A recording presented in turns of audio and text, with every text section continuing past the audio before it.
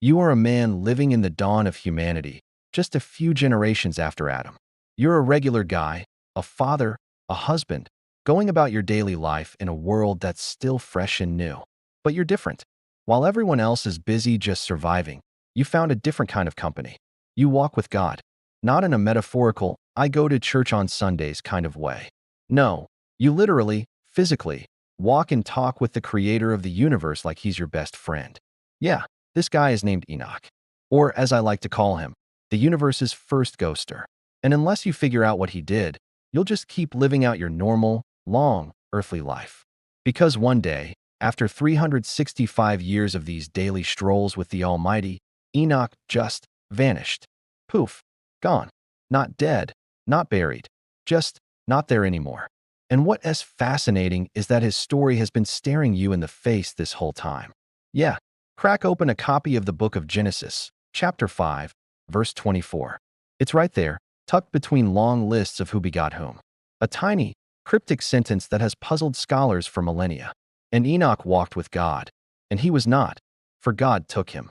Now you're staring directly at the mystery. The story of the man who got so close to the divine, he just checked out of reality. You don't want to end up there, or do you? But that's exactly where we're going. What would it be like to be so in sync with the cosmic architect that he just decides, you know what? You're with me now? Well, first, it would take you a near incomprehensible ocean of devotion to get there. Enoch lived for 365 years, and the text implies this divine walk was a long-term, daily commitment. I don't need to tell you that it's a long time to keep up with your steps. To put that in perspective, the average person today struggles to stick with a new gym membership for more than a few months. Enoch maintained a walking buddy relationship with the Supreme Being for centuries. So, when the day came for him to disappear, it wasn't a sudden rapture, it was more like a graduation. A promotion. He didn't die, he was taken. He's the only person in the Bible, besides the prophet Elijah, who gets to skip the whole dying part and go straight to the celestial after-party. Imagine the scene. It's a Tuesday. Enoch's wife is preparing dinner, maybe some roasted goat or whatever they ate back then.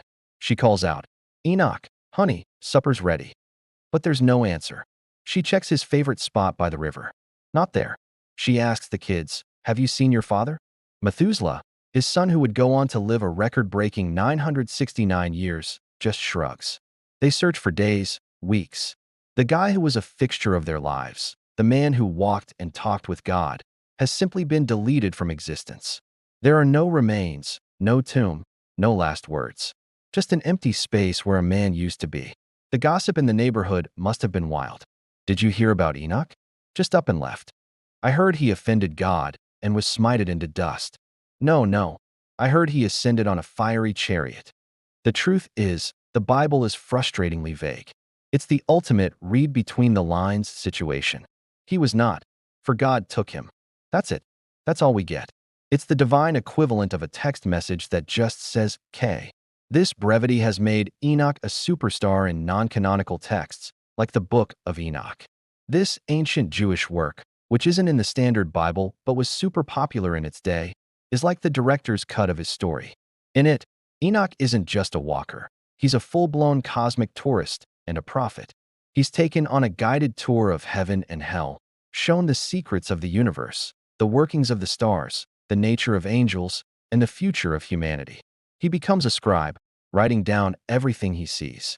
He's basically the first investigative journalist, and his beat is the entire cosmos. According to this version, God didn't just take him to hang out. He gave him a job.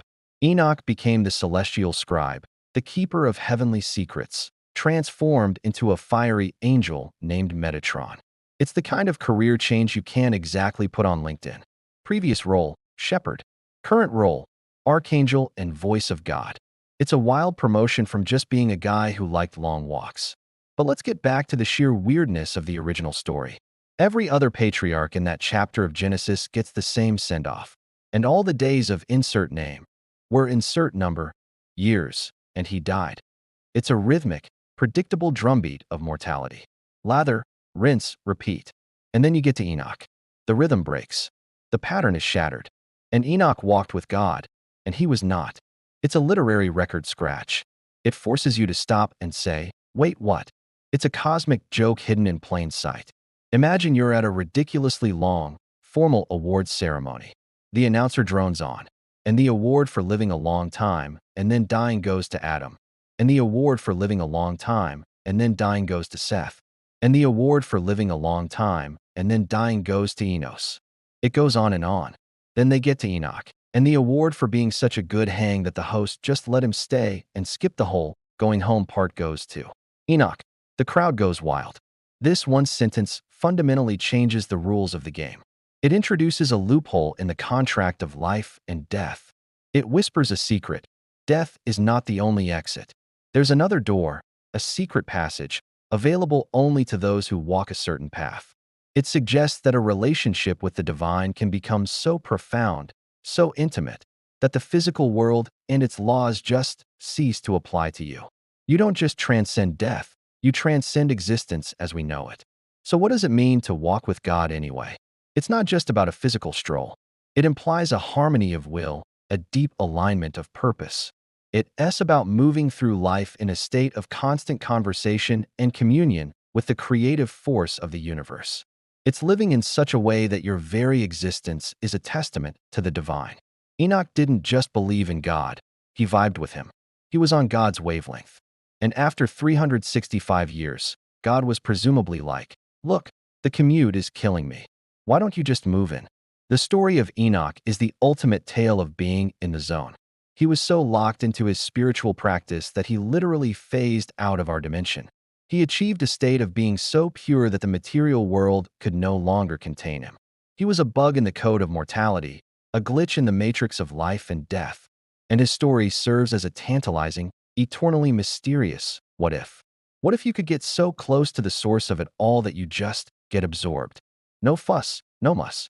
Just a quiet, dignified exit stage left, leaving everyone else behind to scratch their heads and wonder where the heck you went. You just become a rumor, a legend, the man who walked with God until he walked right off the map.